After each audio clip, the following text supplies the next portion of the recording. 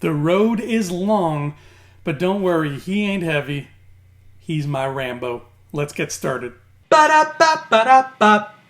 Hello, my friends. Welcome to Thumb Together. My name is Andrew Fantasia, and today we're going to be talking about Rambo Last Blood together. As usual, if you enjoyed this video, please feel free to give it a thumbs up and give some love to that subscribe button as well. Otherwise, I will be drafted to Vietnam, even though there's no war there anymore. I'll be drafted anyway, and no one will ever see me again. Thankfully, that won't be my fate, but that was the fate of one Mr. John Rambo way back in the day, and he is still kicking, ladies and gentlemen. John Rambo is still alive.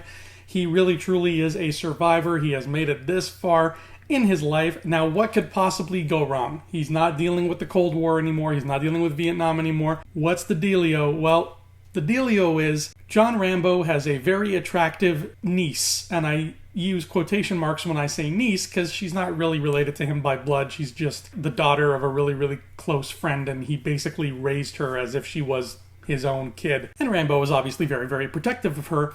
And one day his niece wanders into the wrong neighborhood in Mexico and gets kidnapped by Mexican sex traffickers. And Rambo is all up in their grill trying to rescue her. That's it. That's the plot of Rambo Last Blood. It is essentially Taken with Rambo. And I'm definitely not the first person who's made that comparison. Across the board, that seems to be all the critics are saying, that they just kind of copy-pasted Taken and stuck Rambo into it. And it's kind of jarring because for the first time ever, Rambo does not have long hair. There's no mullets anywhere in this movie. Rambo's hair is as short as you see it on that poster. It's almost like there's an uncanny valley to it. You have to trick your mind into believing that that is in fact Rambo and not just like Rocky Balboa or a generic Sylvester Stallone character. And speaking of Rocky Balboa, that's an issue that I think the first quarter of this movie struggled with, where it didn't feel like I was watching John Rambo. So the big difference between Rocky Balboa and John Rambo is that they are literally men at ends of an emotional spectrum here. Rocky Balboa is all positivity. He is an incurable optimist. Rocky is just compassion. He's sugar. He cares with all his heart and soul. John Rambo is on the other side of that entirely. He is all about negativity. He is an incurable pessimist. He is not sugar. He is bitter, bitter salt. He hates the world. He hates most of humanity. He is very dark and very damaged. And at the beginning of the film, you saw something that was kind of close to the middle of that. It was closer to Rocky than it was to Rambo.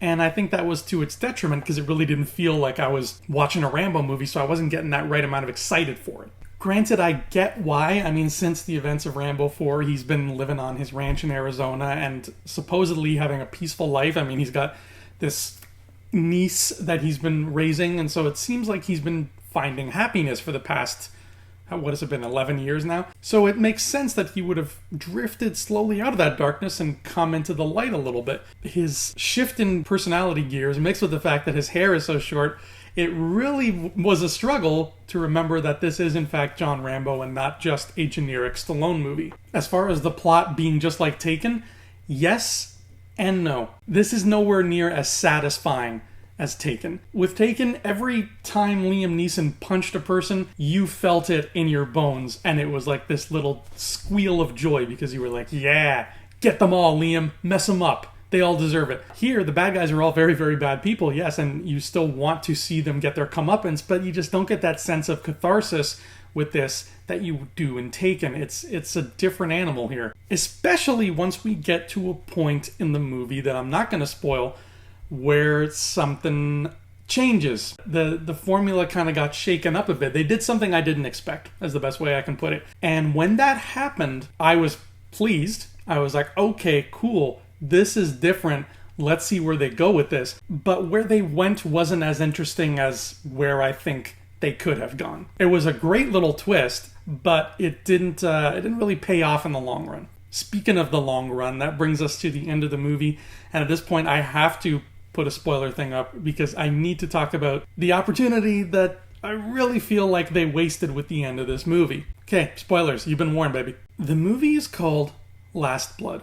It would have been great for Rambo to die at the end. Rambo is very, very injured at the end of this film, but we don't see him die. We don't know if he's going to make it or not. And I don't like that ambiguous for ambiguity's sake open-ended nonsense. I don't like that, oh, maybe we'll make a sequel nonsense, because you did it at the expense of your story, guys. You did it at the expense of your story. You could have had a great, poignant, powerful ending where we saw the death of John Rambo and finally gave him peace, finally got him to rest in peace. We could have had that, and you squandered it. For those of you who've seen the movie, you know that once everything is done and everybody stormed his castle Home Alone style and he took down all the sex traffickers, he's all shot up and wounded and he's bleeding really badly, and he stumbles onto his front porch and he sits down in a rocking chair and he just kind of stares out into the distance, and he has this little inner monologue, which is weird because that's never happened, I think, in any Rambo film ever. So for them to just suddenly do inner monologue is kind of odd, but whatever. So he sits in this rocking chair,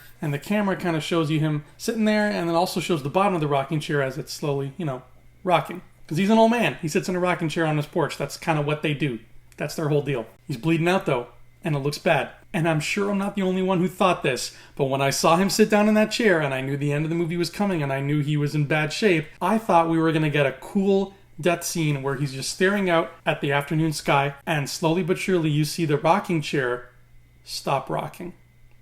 And you know, at that point, the chair's not moving anymore, neither is the man inside it.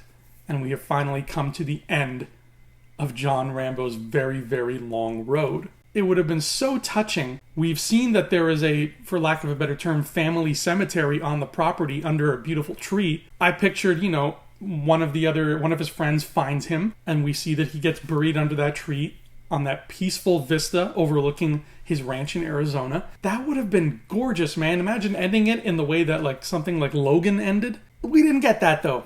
We didn't. Instead, we just got this weird monologue thing. He sits in the rocking chair, they zoom out, and that's the end of the film. That is what's referred to in the industry as weak. At this point, a sixth Rambo film would just feel like overkill. I think that's enough, and I think that if you really wanted truly in your heart of hearts to make more movies, then here's a simple tip, guys. Don't call your movie Last Blood, okay? Don't call it Last Blood if you're thinking of making more. So the fifth installment of Rambo was a generic and overall disappointing ride with a few clever twists and turns, but nothing that makes you want to come back and visit it again. Thankfully, it was a very, very short movie. Most Rambo movies are, so it was kind of over before you knew it. But that's Rambo Last Blood. That has been Thumb Together. Thank you so much for tuning in. I'm Andrew Fantasia. I'll see you here next time. And until then, adios.